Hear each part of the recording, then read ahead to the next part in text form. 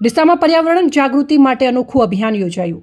પર્યાવરણ જાગૃતિ અને વૃક્ષારોપણના ઉમદા આશય સાથે રાયચંદ્ર સ્વરૂપચંદ્ર આચાર્ય આદર્શ વિદ્યા સંકુલ અંગ્રેજી માધ્યમ અને ગ્રીન અરવલ્લી રેન્જ અભિયાનના સંયુક્ત ઉપક્રમે રવિવારે શાળા સંકુલ ખાતે સીડ બોલ બનાવવાનો કાર્યક્રમ યોજાયો હતો।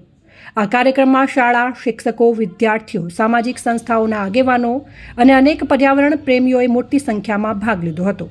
આ પ્રસંગે મોટી સંખ્યામાં સીડ બોલ તૈયાર કરવામાં આવ્યા હતા, જેનો મુખ્ય ઉદ્દેશ્ય આગામી ચોમાસા દરમિયાન તમામ સીડ બોલને અરવલ્લી, અંબાજી અને માઉન્ટ આબુ સહિતની ગિરિમાળાઓમાં મૂકીને વધુને વધુ વૃક્ષો ઉગે, પ્રકૃતિ હરિયાળી બને અને પર્યાવરણનું જતન થાય તેવો છે।